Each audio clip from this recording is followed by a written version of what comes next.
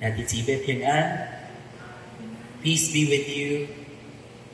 Happy Lord's Day. We praise the Lord for another Sunday that we can be gathered in this place to worship Him, to adore Him, and to encourage one another in love and in unity. Our passage this morning is found in Mark chapter 7, verse 31 to 37. If you have your Bibles with you, you can turn with me to Mark chapter 7, verse 31 to 37.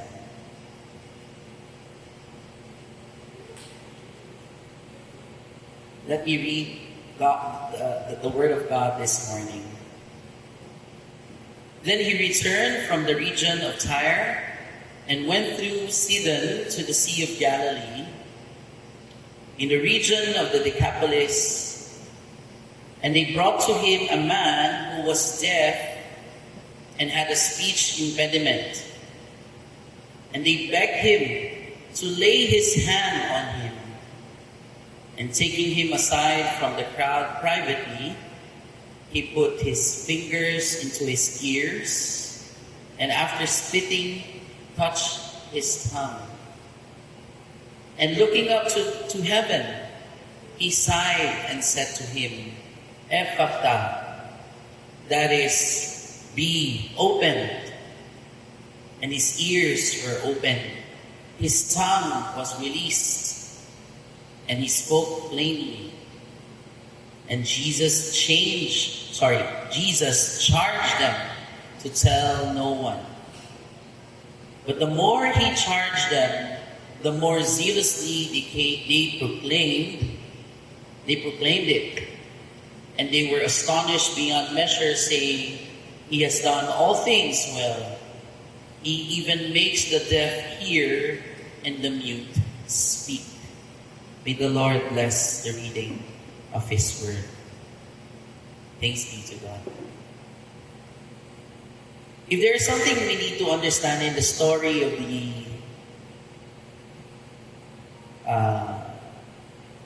the deaf man brought to Jesus, first of all, the Lord looks at the heart, not the outward appearance of man. The Lord looks at every man's heart, not the race of any man. The Lord knows every heart, be it authentic or not. The Lord focuses on our hearts rather than the outward service, the rituals, the appearances. We learn that faith from the Gentile woman, not this man, pleading for God's mercy and grace, and was commended by Christ as he saw it genuine and authentic, unlike others who approached him, who followed him, yet with ill or selfish intentions. Focus more on what they can gain from Jesus, or worse, for the religious leaders, how they can destroy or trap Jesus. So not all people who were following Jesus at that time truly loved Jesus. Not all who followed Jesus at that time were genuine. And not all of the followers of Jesus at that time knew who He was. In this passage this morning, it somehow reminded us of who Jesus is. It somehow gave us a glimpse of what Jesus can do. And it somehow gives us this hope to anticipate of what it would be when we are with Jesus in heaven. And so, we must come to the Lord in humility and let this passage speak for us this morning. Before we proceed, let me invite everyone to pray. Heavenly Father, as we gather this morning, many of us are in different coming from different aspects of life.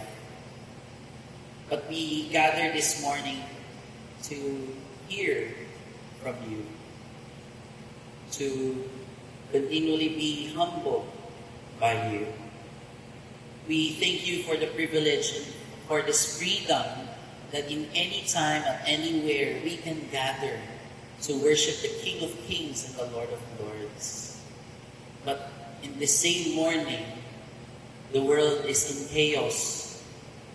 Iran has threw a lot of rockets to its neighbors, Arabian countries, seemingly a sign of war is coming. But Lord, we know that you are sovereign. We know that you are the King of Kings and the Lord of Lords. And we will trust you. We will not cower in fear, but rather we will stand in faith. So Lord, this morning may you open our eyes to see, our ears to hear, our minds to understand, our hands to serve you as you humble us and continue to pierce through our hearts with your word. We pray this in Jesus' name. Amen. We come to another testimony when Jesus went out from the region of Tyre, or what we call the modern Lebanon today, and came through Sidon to the Sea of the Galilee, within the region of Decapolis. In Matthew's account, so by the way, there's another account, same account. In Matthew's account, he went up in the mountain and sat when a large crowds came to him, bringing those who were lame, crippled, blind, mute, and many others, and laid them down to his feet.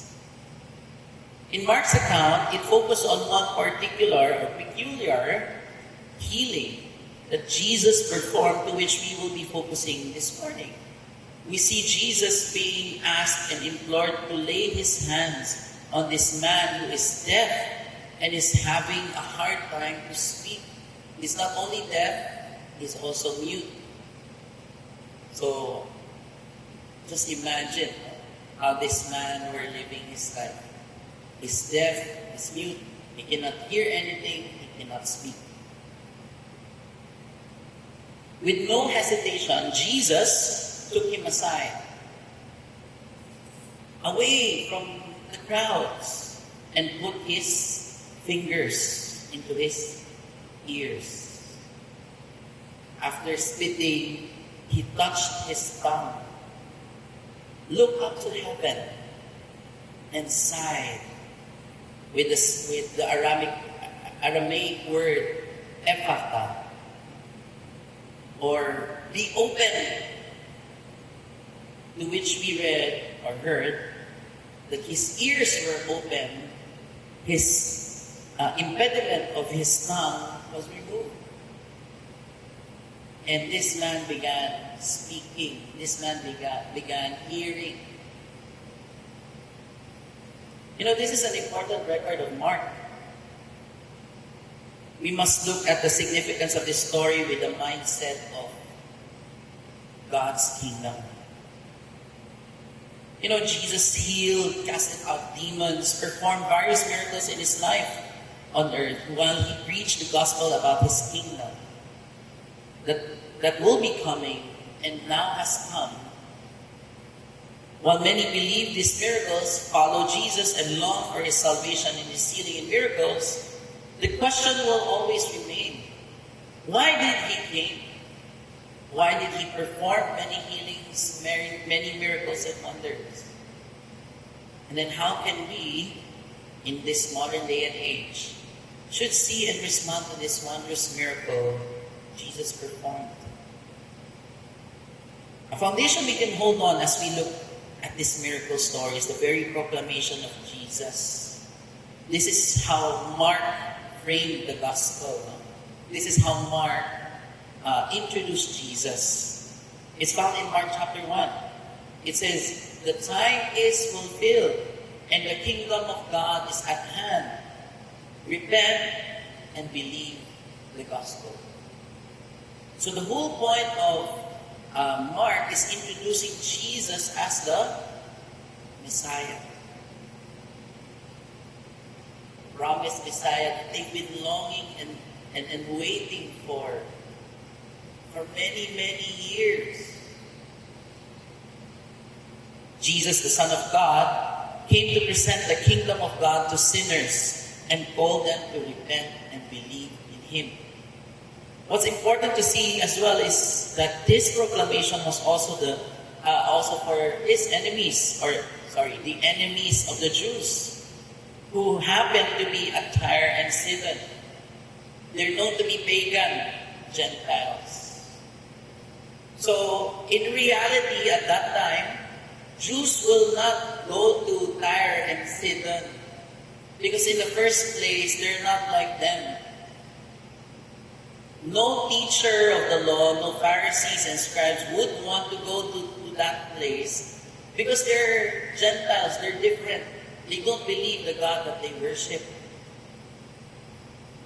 They live differently from them. So what does that teach us? Somehow, we would ponder that as we get along. I have 3 F's for us to remember, for us to easily remember what this story is about. The first F is fulfillment. Please tell your seatmate, fulfillment. Fulfillment. Jesus' miracles are meant to fulfill and authenticate that He is the Messiah promised and that He is the sovereign Lord God Himself. Fulfillment of a promise. Second is foretaste. Let your seatmate, foretaste. Foretaste. Tatagalogin to. Patikim. Foretaste. Jesus' miracles are meant to be a foretaste of what His kingdom is all about. Foretaste. And then the last one is final. Tell your seatmates, final. Final. These miracles, Jesus' miracles, are meant to point us to the ultimate end of all things. And the ultimate end is Jesus and His glory. Let me go to the first point, fulfillment. Fulfillment of the promise of God that He will send a Messiah. Mark emphasizes his gospel with the foundation that Jesus is the Son of God promised in the Old Testament. Lately, we hear these things when it's Christmas. For to us, to us a child is born, and to us a son is given, and the government shall be upon his shoulder. His name shall be called Wonderful Counselor, the Mighty God, the Everlasting Father, and the Prince of Peace. So that's just one of the promises. That's just one of the prophecies about Jesus. But there are a lot of prophets pointing to the promised Messiah. And I cannot give you all those things. But the Gospels are proof, quote unquote, that those promises of God pointing to the Messiah aligns with what Jesus did, even to the point of death on the cross, even His resurrection. To make a long story short, Jesus is the Messiah promised in the Old Testament. If there's something we need to understand and keep proclaiming, Jesus is God, one with God, and is the fullness of God. Any person that claims that they are the Son of God in this modern time, that they are one with the Father, that they are God appointed, those are false. Because if you hang them on the cross, I can reassure you, they will not resurrect on the third day. On the other hand, I can reassure you, they cannot cleanse you from your sin. Because only this Messiah, Jesus, can do that. And that's why the Apostle Paul in Colossians chapter 2, verse 9, he says, For in Him the whole fullness of deity dwells bodily. For in Jesus, the whole fullness of deity dwells bodily. For in Him all the fullness of deity, the Godhead, dwells in bodily form, completely expressing the divine essence of God. Hebrews 1:3 says, He is the radiance of the glory of God and the exact imprint of His nature, and He holds the universe by the word of His power. When Jesus casted out the unclean spirit as they hindered Him to preach and teach His gospel at the synagogue, immediately the unclean spirits recognized that this Jesus of Nazareth is God. You see, even the unclean spirits recognize. They recognize the very presence of God in and with Him. And so when Jesus rebuked that spirit, with no doubt the unclean spirit was casted out only because of obedience, because He is God. On the other hand, it authenticates who Jesus is. And so this miracle, you might say, points us to the truthfulness of the Scripture, to the faithfulness of God, that He has already sent that Messiah to die for you, to rescue you, to redeem you when He died on the cross. And that is Jesus. In this story, just one of the many miracles that Jesus performed. For me, this is very, very important. You would see that this miracle somehow is unique because one man has two illnesses, you might say. Deaf and mute. And He was able to heal this man immediately. The miracles of Jesus are authentication that He is the Messiah, Sovereign Lord. And the very reason why we're here gathered this morning. In the case of a promise fulfilled in Isaiah 35:5, it says, Then the eyes of the blind shall be opened, and the ears of the deaf unstopped. This is a promise fulfilled by Jesus. Amazingly, the Gospel admits that the records are just some of the miracles. Just some. So what you've read, if you've read the 4 Gospels, it's just some of the many miracles that He performed. In John, He said, John chapter 20, Now Jesus did many other signs in the presence of His disciples, which are not written in this book. But these are written so that you may believe that Jesus is the Christ, the Messiah, Son of God, and that by believing, you may have life in His name. So the reason why the Gospels were written is because it wants us to believe in Jesus. It wants us to have life in Jesus. Scripture never failed to point us to the truth. Scripture would continue to remind us that Jesus is God. There's no other person of our history that was able to heal the blind, heal the sick, heal the leper, and even raise the dead to life. There's no other person in history that was raised on the 3rd day as well. Appeared to many.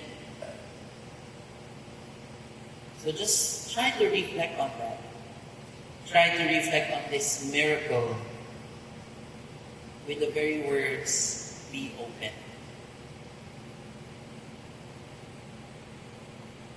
Let's reflect. Do we really know who Jesus is? Is our understanding of God and Christ in agreement with what the Scripture says about Him? Or how about this? Are our lives in sync to what and who we are proclaiming. Let's try to re-examine ourselves. If Jesus healed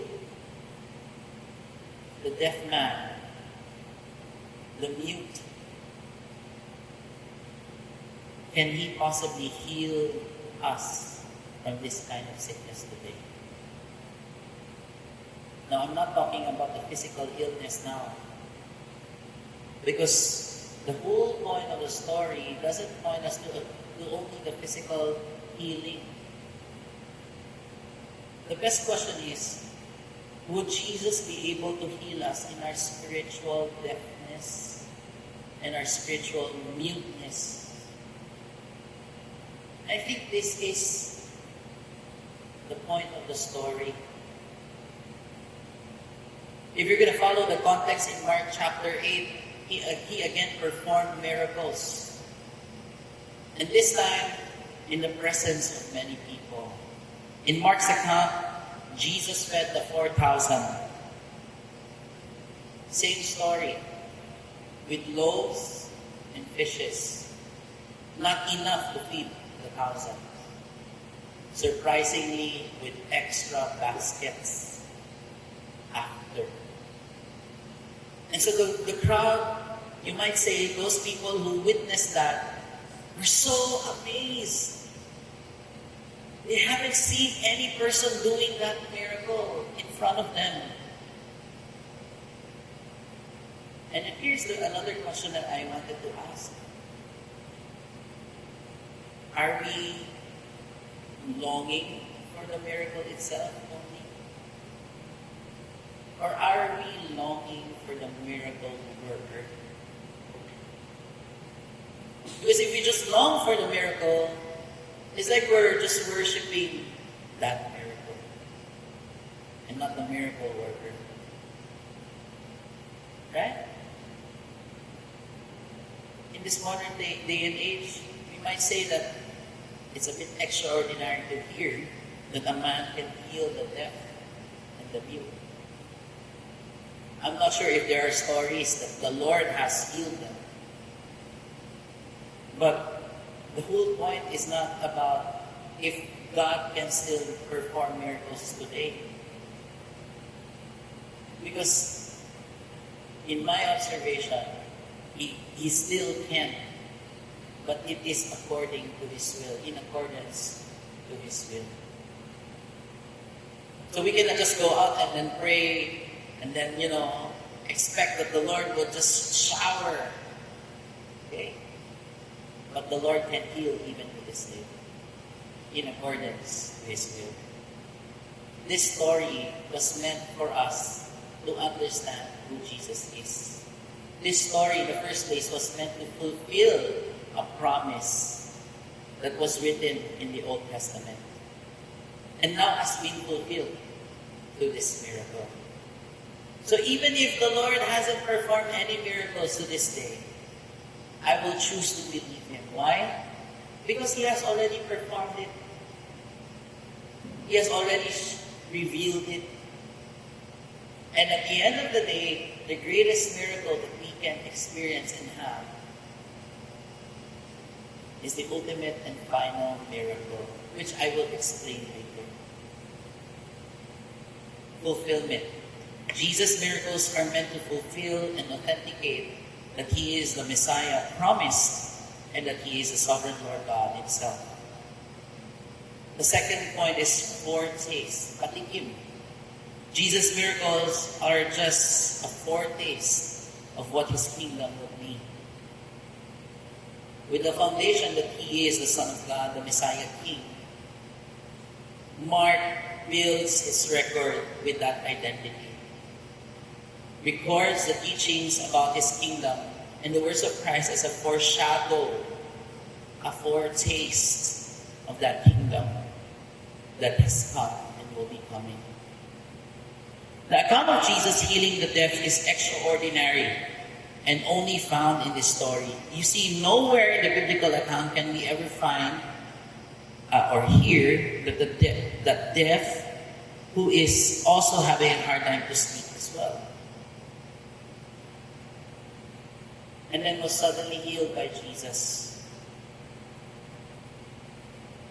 You might say in the context of Mark, Mark wants also to understand that the most important thing in this miracle is to see that all of us in the first place are spiritually deaf and also mute. And yet Mark emphasized that Jesus has performed it well. He has done all things well. He even makes the deaf hear and the mute speak.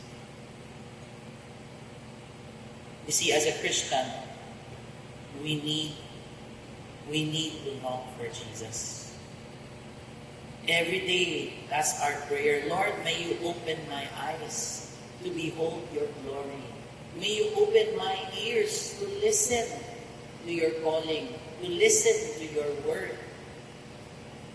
Open my heart to receive your word. Pierce through my heart, because it is hardened.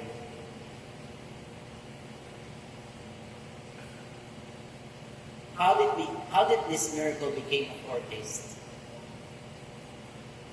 Church, you see that the kingdom of God is central in both message of Christ and the biblical story of redemption. The kingdom of God is the rule of God over His people in His creation, established through His Messiah in the new covenant, which is now present in the world, though it is waiting for its fulfillment at the second coming of Christ. When Jesus inaugurated His kingdom here on earth, He started preaching parables about the kingdom. He started declaring what the kingdom ethics would be, the nature of His kingdom. And we see that His miracles usher in the kingdom, where He said, if I drive out demons by the Spirit of God, then the kingdom of God has come upon you. Church, you see, the miracles of Jesus were meant for people of God to have a foretaste of the kingdom. He was, you might say, this miracle is reversing the effect of sin, or the curses of sin. What is the curse of sin? Death.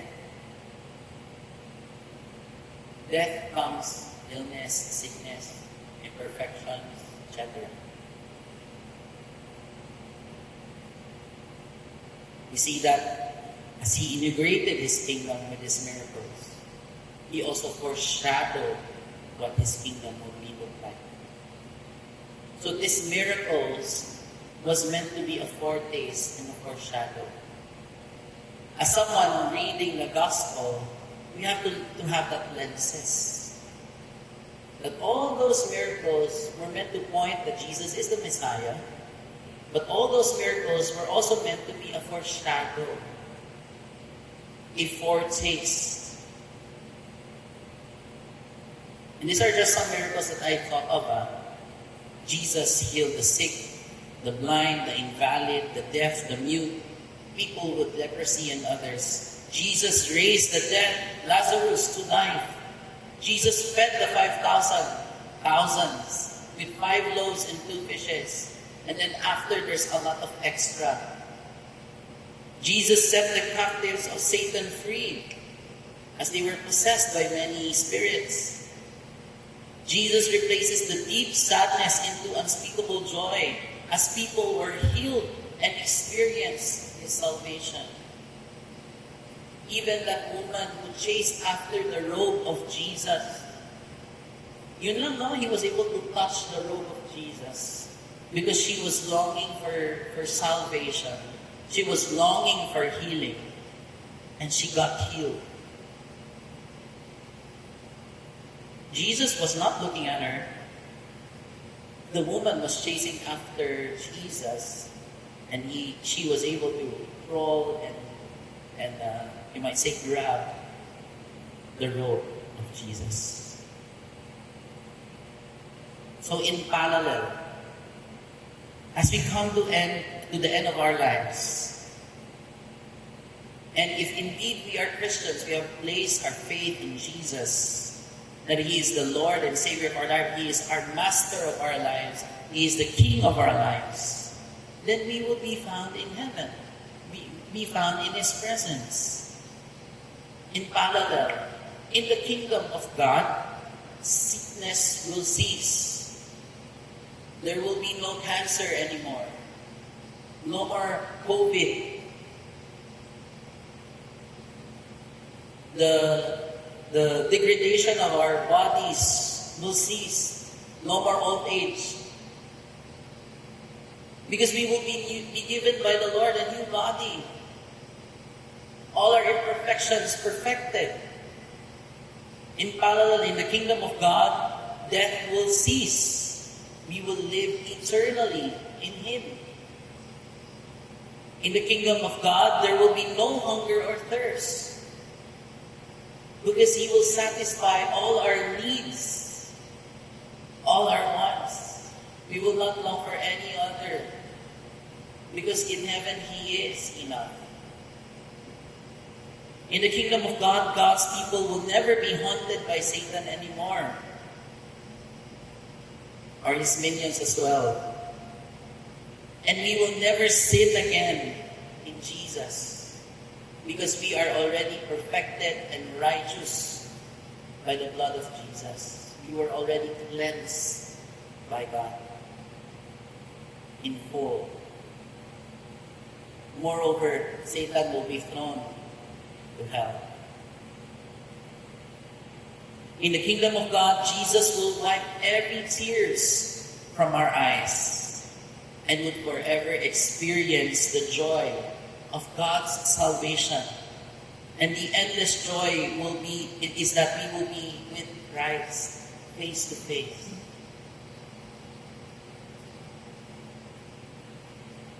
And the whole point is, all these will be possible only in Christ. Nothing and no one else.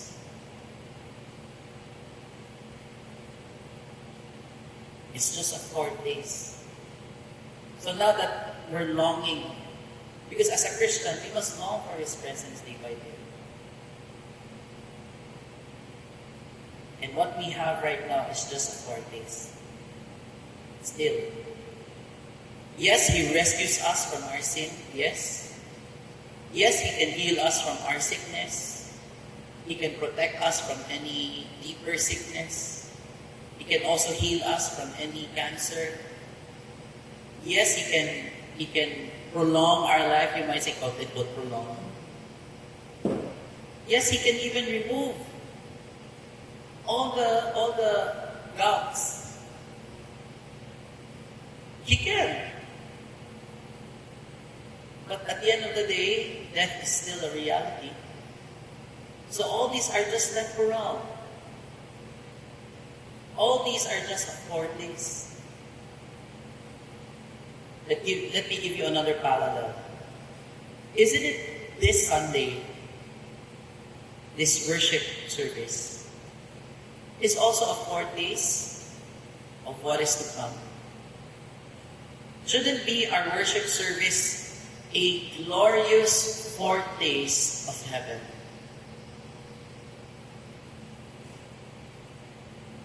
And that is why we remember the bread. We remember the blood of Jesus.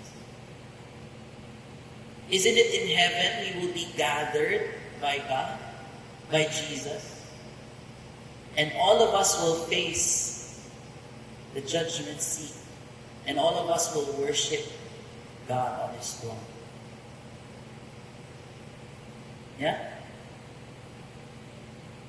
Something to think about, right? A church is a foretaste of heaven. I'm not saying this is heaven. Because when we begin to have that kind of mindset, it changes the way we treat others. It changes the way we do things. It changes the way we minister. And And it humbles us. And I hope and pray that that will be true in our church as we look to Jesus, the author and the perfecter of our faith. Something to re-examine. Now that we are Christians and that we are identified with Christ, do we see this renewal and transformation in us? Are we intentionally bringing others to Jesus, the healer, the Son of God, the only one who can save? Because in the story, there were people bringing all the sick to Jesus. And all those were out of compassion, you might say. In my lenses, those people who were bringing the sick to Jesus were genuine. Because they saw the salvation of God. They experienced the love of God. And so they were bringing those people who were struggling in life, who have sickness, to the presence of Jesus. Lord, heal this person. He is sick. Isn't that the same picture and calling to all of us today?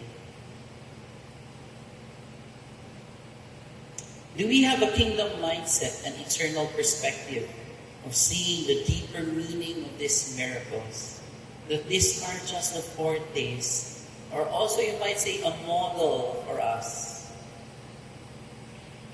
of the reality of the kingship and the lordship of Christ, of the reality of this hope that we can have in this life. Something to think about. The third and final point is final. Final, because I want you to remember that these miracles are meant to point us to the ultimate truth or ultimate end of all things. It all points to Jesus and His glory. And I know you've been hearing this to many pastors that preaches in your church. What is the chief end of man?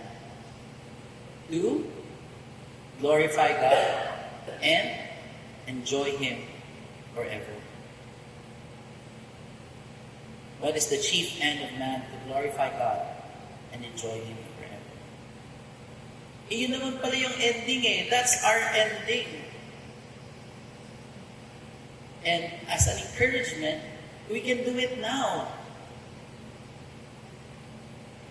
Our chief end as Christians, as followers of Jesus, is to glorify God and enjoy Him forever. And that can happen now as you follow Jesus. As you live your life all for the glory of God.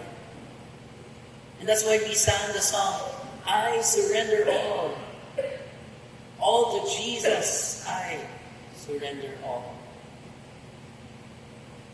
All to Jesus, I freely give my all. How is that true in your life today?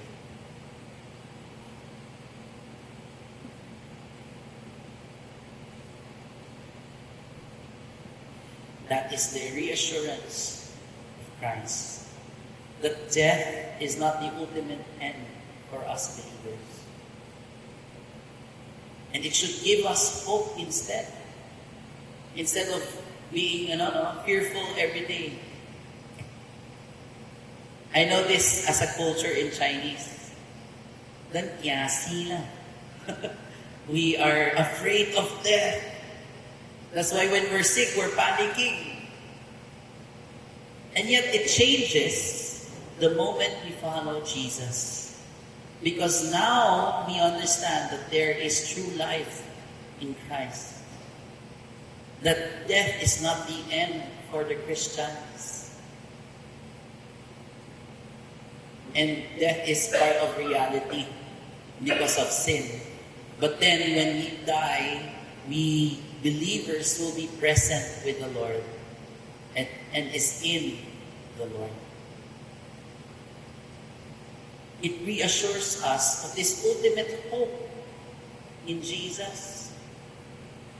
That there is more to life. That there would be glorious day in heaven. And we're not only gonna glorify God, we will also enjoy Him forever. You see, it's easy to say it, no? But what we have right now is just a foretaste. That's why we struggle. Why is it, Lord? We question at times. Lord, sometimes I can't feel it. Lord, sometimes I'm being tempted. Or Lord, why is it that sometimes I'm moving away from you? But the moment you encounter those is the moment you run to Jesus. Not move away. Hang on to that hope in Jesus. D.A. Carson, a pastor and a biblical scholar, reflects. He said, "Our ultimate hope is not simply to be with Christ in immaterial existence, but to have resurrected bodies." Let me repeat that. Our ultimate hope is not simply to be with Christ in immaterial existence, but to have resurrected bodies. Scripture teaches us that our bodies will be raised and be transformed. We will live as a physical beings with Jesus forever. And that is a hope of the risen Christ for us.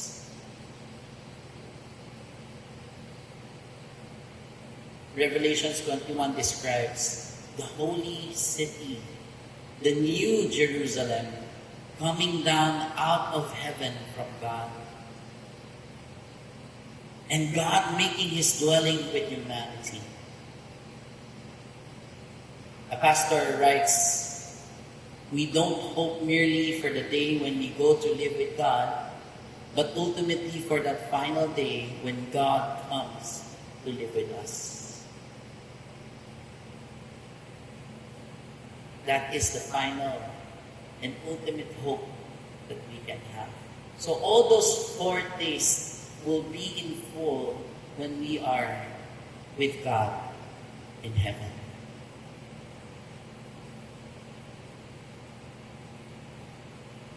And so when we are faced with persecution, heartaches, and challenges,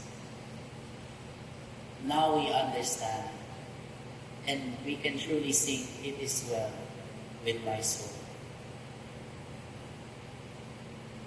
There will be times that you will be faced with spiritual battles and the enemy is wise in planting and echoing lies in your head. But let me encourage you. Go back to Scripture.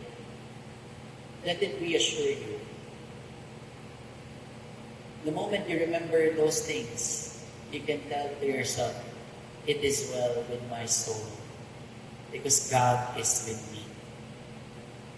It is well with my soul, because He is my shield. It is well with my soul, because He has already set me free."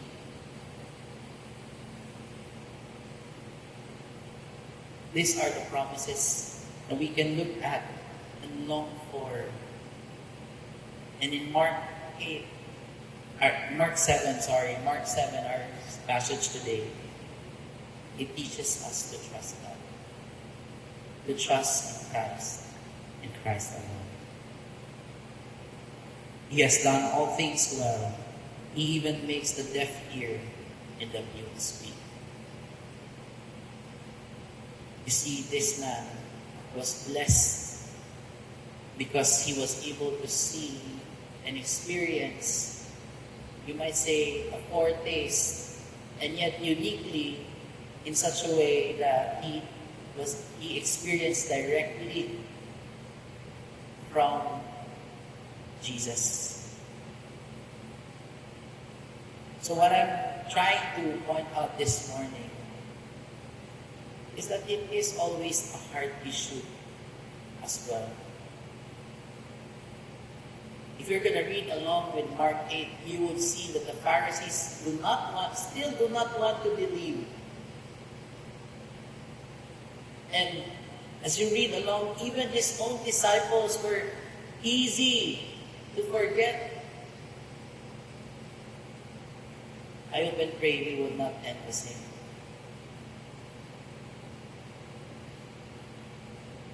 The healing of the deaf was in fact an illustration to point us to a greater reality. Jesus is the sovereign Lord and God, that even if people are deaf to God, like the Pharisees, He can heal us. That even if we are mute spiritually, we cannot speak anything about God, He can heal us and give us words, the right words to speak. In this story, we learn that Jesus is the only one who can rescue us and transform us.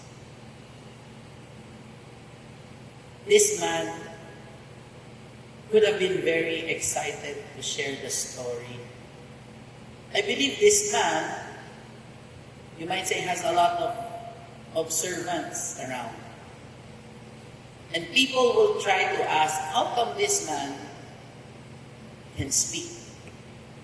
How come this man can already hear? And so people will now investigate. I'm just trying to reflect on this. How about us? When others live, walk, and even look at our lives today, would they see Jesus transforming us day by day? You see, it's not a declarative form, it's a question. Is He transforming you day by day? Because He can. And we can trust that He can. May the Lord pierce through our hearts as we reflect on His truth this morning. Let's pray. Heavenly Father, continue to humble us in your presence. Continue to humble us with this miracle that we saw and hear. That indeed you can heal us from the inside out. Yes, you can heal us physically, but more importantly, we can trust you that you can heal us spiritually. And that as we believe in you, we have life.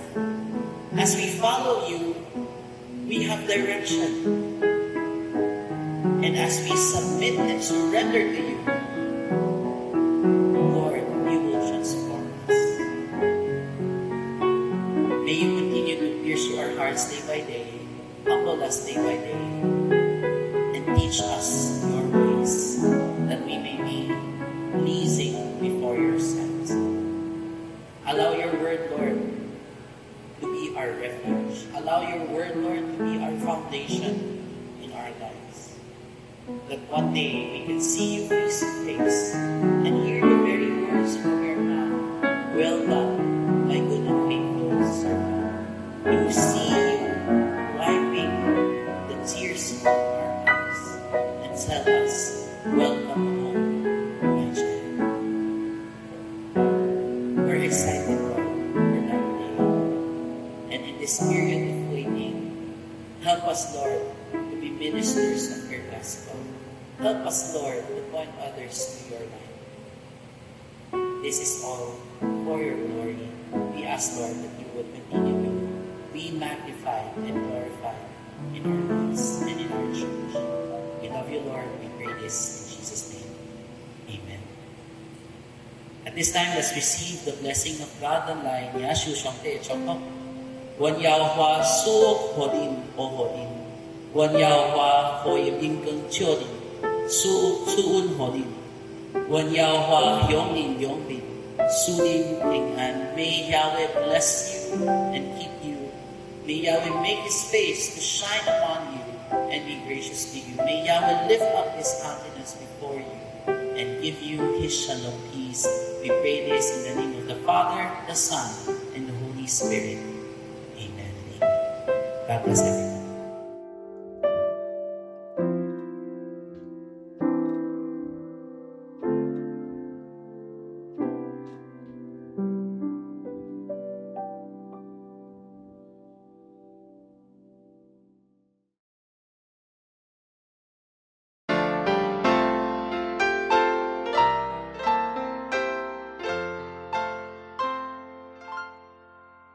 O soul, are you weary and troubled? No light in the darkness you see. There's light for a look at the Savior, and life more abundant and free. Turn your eyes upon Jesus. Look full in His wonderful face, and the things of earth will go strangely dim in the light of His glory and grace. Through death into life everlasting, He passed and we follow Him there. Over us He no more hath dominion, for more than conquerors we are. Turn your eyes upon Jesus. Look full in His wonderful face, and the things of earth will go strangely dim in the light of His glory and grace. His word shall not fail you, He promised. Believe Him and all will be well.